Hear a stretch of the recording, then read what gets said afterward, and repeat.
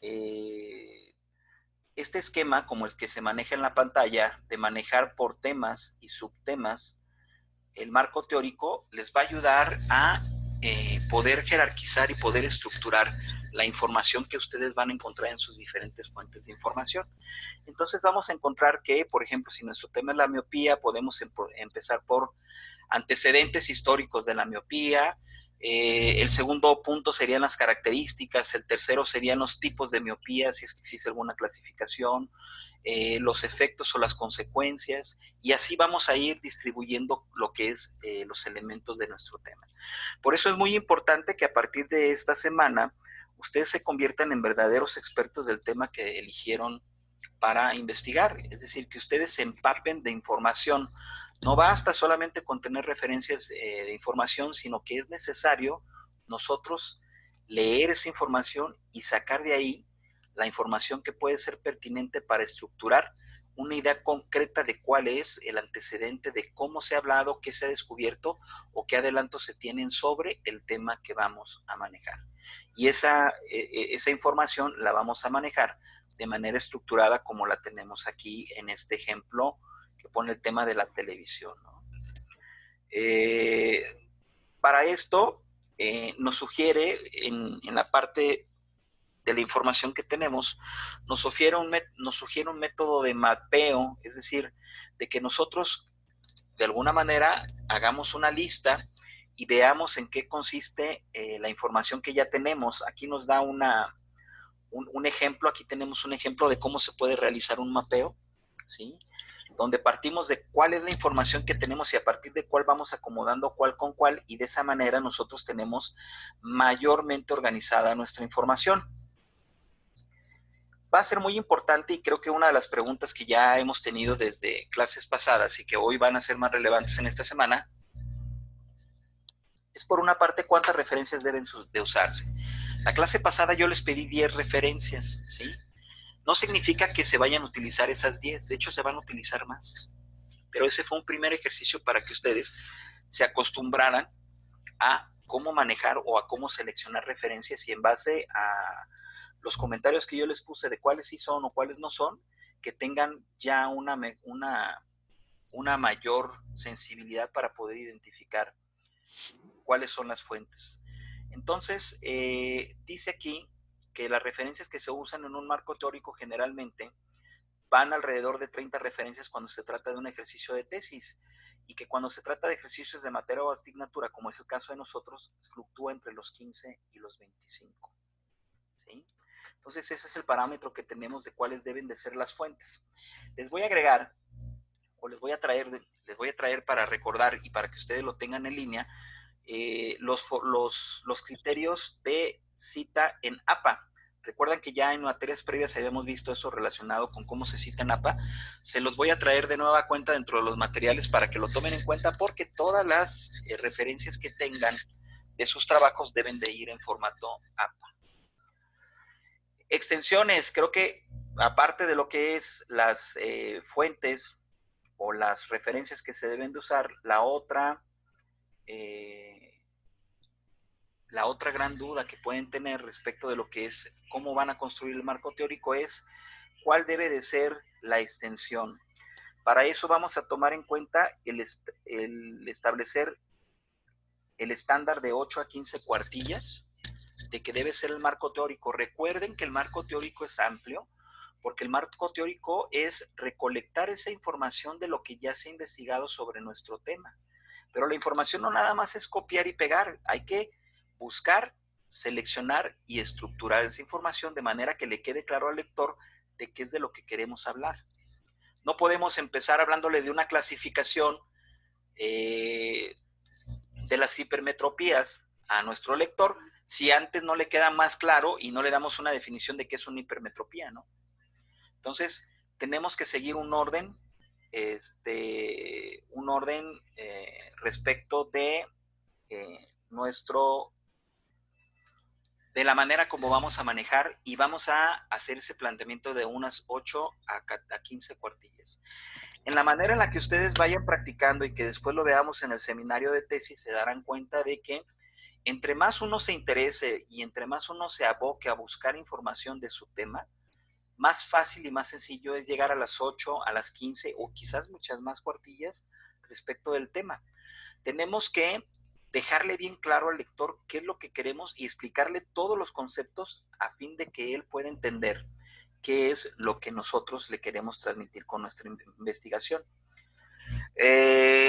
Vamos entonces esta semana a hacer esa revisión y hacer esa redacción de teoría de forma ordenada y coherente, en la que vamos a tomar en cuenta las fuentes de información que manejamos la semana pasada, complementándola con otras que puedan salir en esta semana para efectos de que quede completo el aspecto teórico de nuestro tema.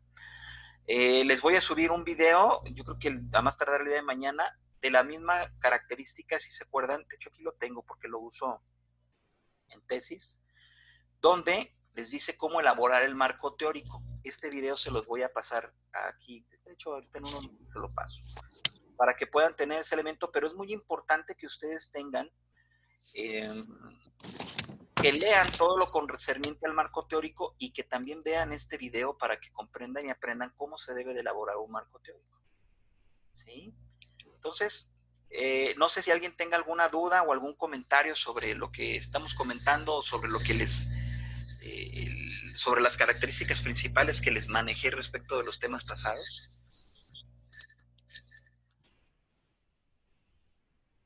¿Dudas, comentarios por el chat o por el audífono, directamente por el micrófono?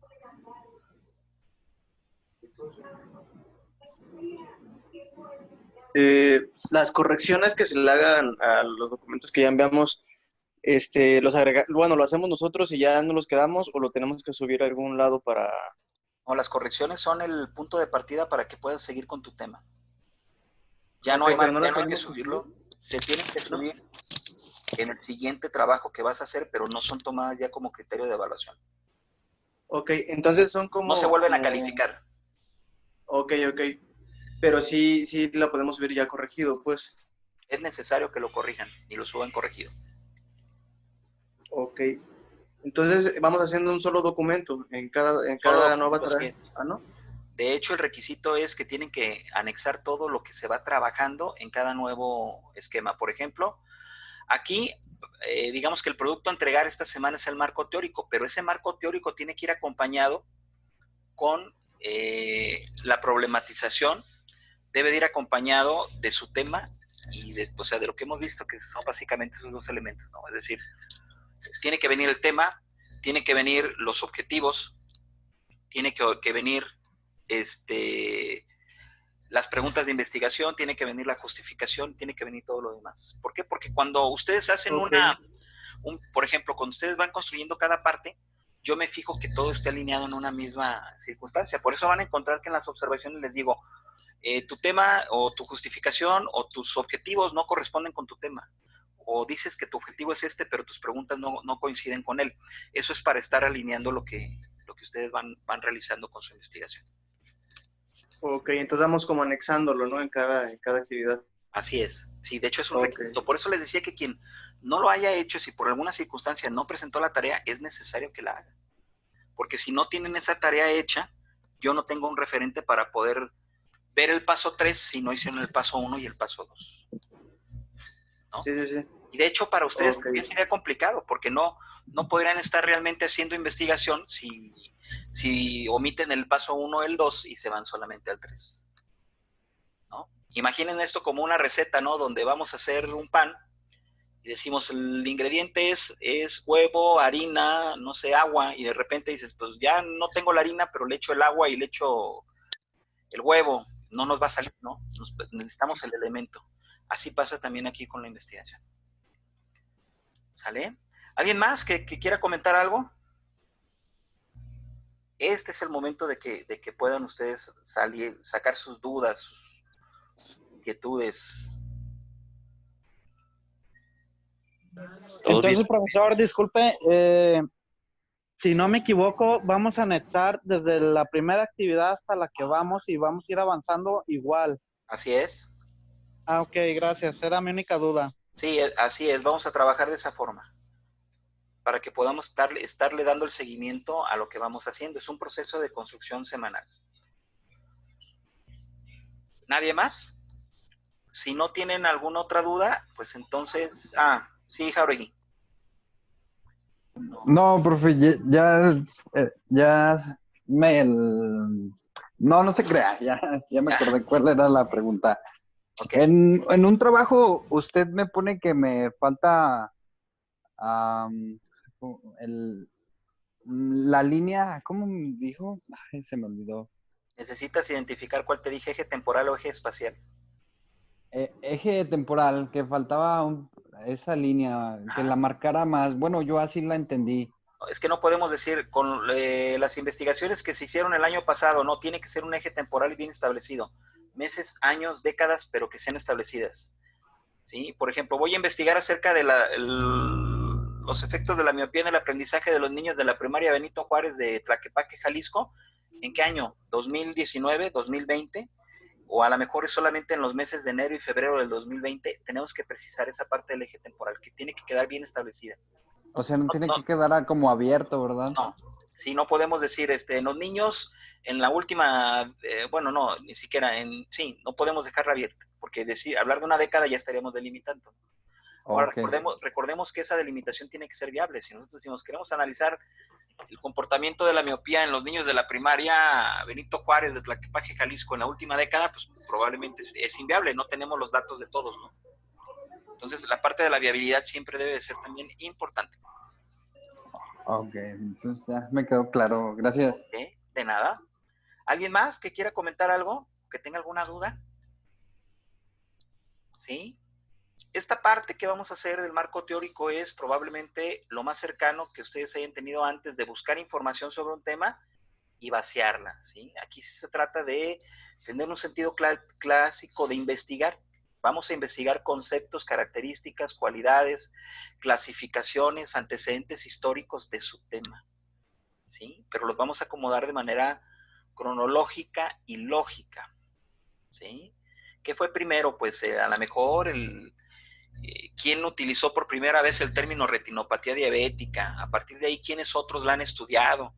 ¿Hay un solo autor o hay un solo referente teórico al respecto o hay más? ¿No? Yo, por ejemplo, recuerdo en la clase de bioética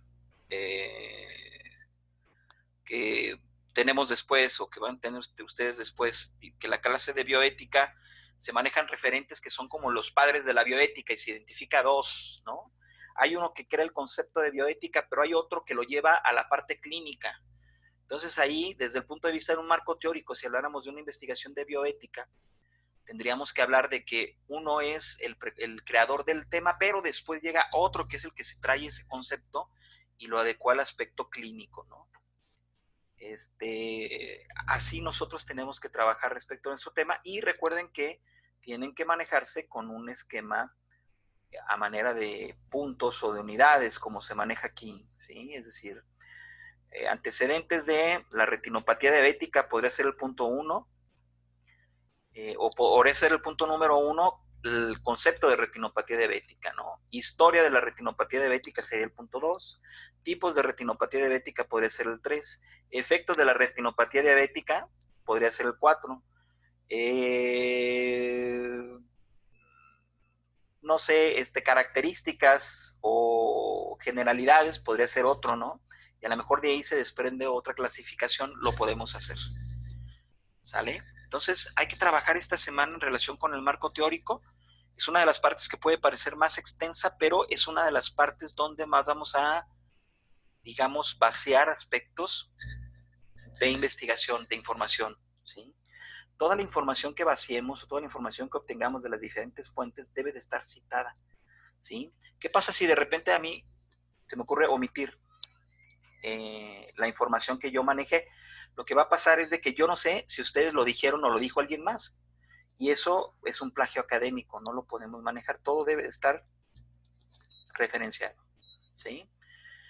Si no hay alguna otra duda, algún comentario que quieran hacer, relacionado con el examen, porque aquí tenía una pregunta del examen, El próximo miércoles tenemos entonces el examen. No tenemos sesión para efectos de que ustedes tengan el examen. Tenemos el examen a las 21 horas. Sí tenemos habilitación de materia, es decir, de tema. Voy a procurar esta semana lo tengan el viernes. El tema no entra dentro del examen, ¿sí? El examen solamente comprende del tema 1 al tema 6, ¿sí? Pero ustedes van a tener habilitado el tema 7 desde este viernes, para efectos de que, igual, del viernes y hasta el martes que le corresponde, ¿no? El hecho de que me adelante a aperturarlo no implica que les recorte el tiempo. Van a tener, de hecho, más tiempo para poder hacerlo. Van a tener viernes, sábado, domingo, lunes, martes, miércoles, jueves, viernes, sábado, domingo, lunes, martes, ¿sí? Pero lo que me interesa es que ustedes tengan el tema para trabajar en la semana, porque derivado a como tenemos establecido el calendario, no podemos tener una semana hueca para este examen, ¿sí? Prefiero que tengamos esto ahogado para el cierre de la materia cuando termine el segundo parcial y que no tenga lecciones al final. Entonces, próxima semana es examen como tenemos siempre de opción múltiple, y lo haríamos en línea a las 9 de la noche. ¿Alguna pregunta al respecto de esto del examen o de alguna otra cosa? Vania nos preguntaba esto. Sí, vamos a tener solamente examen la próxima semana. La siguiente semana rescatamos todo lo relacionado con hacer comentarios de lo que es el marco teórico. Y creo que nada más. Entonces, si no hay algún comentario de alguno de ustedes, les agradezco yo que hayan estado presentes el día de hoy y nos vemos pues hasta dentro de 15 días, pero la próxima semana recuerden que tenemos examen a las 9 de la noche.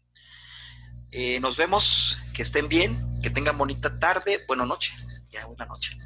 Y cualquier cosa saben que estoy a sus órdenes para cualquier duda que tengan en el transcurso de la semana por el grupo de WhatsApp o por los canales de comunicación que tenemos en la plataforma. Gracias a todos y Gracias, hasta luego. nos vemos. Gracias, profe.